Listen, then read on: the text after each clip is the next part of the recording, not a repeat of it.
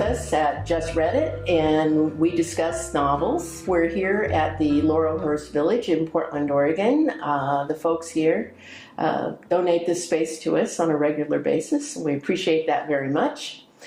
We discuss books that have been recently released, and with me today is Caroline. I'm Susan Stoner. And with me is Caroline Miller. She's an author of a number of books, including the latest, Ballet Noir, which is a Gothic suspense novel. And also with us is Dale Hess today. And Dale is the author of a blog that is called WW, The Dilettante's Dilemma. And Dale, welcome. Thank you for joining us today. The book that we're going to discuss is Hope Jaren's book. It's called Lab Girl, and it's a memoir book. And Dale, why don't you start by telling us what you thought of this book? It's a memoir in several senses. It's a story of her growing into a life as a scientist, a paleobotanist eventually. But it's also the study of her work. She does the work, and then she lives the life, and does the work, and lives the life. And the way the book is done, she alternates these segments. Chapters 3, 5, 7, 9, and 11 in part 1 are very, very tiny science sections that begin with sense like a seed's first job is to grow, and then she talks about her seedling years as a scientist, and then she does one about roots and stems. And what did you think of it? Oh, I thought it was marvelous. Both sections of it, the science is as succinct and persuasive as anything I've read anywhere. The personal memoir is harder for me because she doesn't represent. It's not a novel. It isn't. And because it's not a novel, she doesn't build into her character all the pieces that she's going to need later on. So she's a very hard-scrabble, tough, gritty kid in the beginning.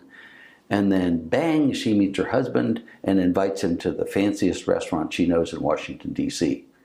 How does she know how to do that? So the novel piece of it doesn't work. But the thing I like best of all of it is the integration of the science and the memoir, and then the science and the memoir. It's just superb. Okay. Caroline, what did you think of it? Well, I liked it very much too, and I agree with you, Dale, the flip back and forth of her scientific life and her personal life. I got into her personal life, I guess, more than you did. I could see the story of the seed, for example. Oh my gosh, I never realized it was so hard to be a seed. And so it is in her life. As we learn, I hope I'm not going to give it away, but she has a mental illness. And so part of her ability is learning how to integrate her science and her love life, and she has this wonderful friendship. Yes, she does. I would just, lust for to have a sidekick like that. So she does an excellent job, but I do think, because I am interested, as I expect you are, the science part was especially interesting to me. I had no idea that trees rooted together and talked, and she is a good writer. She's a marvelous writer. Yeah, she's a good writer. In my opinion, she's an utterly amazing human being. Her passion for her science is it just leaps off the page. It imbues you with that passion. I mean, a lot of people who've read the book said, I never will look at trees again the same way. And I think that's right. Yeah. But it's not boring. Her passion is so vivid that it's not at all boring. It's really like a love story that she has going with her work. And you're right, her partner in all of this is as unique as she is. True. And as passionate as she is. And, I guess one of the surprises for me was that she didn't marry this guy, but obviously they just have a very deep friendship. I kept expecting it. I know. But it's just, it must have been an amazing thing to have a friendship like that. Well, I think the passion is crucial. The passion for the science is crucial because the science itself is just enormously tasked. It's difficult. Yes. It's all night. It's intricate. You can't make any mistakes. And it's the passion that drives her through all the grit work. Yes. And yes. so she succeeds because of it. Yes. At some personal cost to herself. And I think the other thing about it, I didn't realize until way towards the end of the book that she was bipolar. And in a way that explains, and I think it reminds us that so many artists and people who really have contributed to humanity's evolution are people who have struggled, especially with bipolar disease.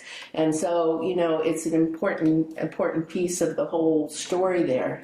And the other thing that does not come through, I researched her later, and she is actually an incredibly accomplished person, but you never get in that she takes any pride in the fact that she's been selected by major universities to head up departments and all these kinds of things. That doesn't come through at all. You know, she just doesn't toot her own horn when it comes to that kind of stuff. Which I say is a flaw if you think of the book as a novel, because she doesn't tell you about herself the things that will explain the achievements. You're always surprised that they kept awarding her national grants, that they kept awarding her prestigious departments to preside over and so forth. And you think, the lab girl? Really? Yeah, that's how she saw herself. Right. Well, I think she was busy intertwining herself as a part of nature. And so what we get really is her struggle to achieve, to get I mean, she's a woman in her field. That was not easy to begin with. As she was dealing with her own internal struggles and trying to make a significant discovery in science, which she did do. So she is a part of nature, so she struggles like the seeds, like the trees. So yeah, it was a good read, to say the least. Great. Well, that's it for this discussion. And what we do now, Dale, is if you think that people would benefit from reading this book and would like this book, then put a red one in for just read it. Yeah, right. And then the blue one is if you might think people should maybe give it a miss. Well, if you like it a great deal, you could put 2 marbles in. I would do that. But I'm going to put in 1 because I like it very much. Well, definitely a read.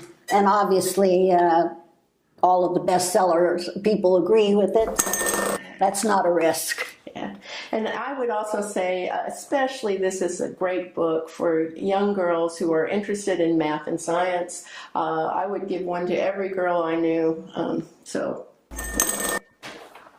Thank you very much for being with us, and see you next time.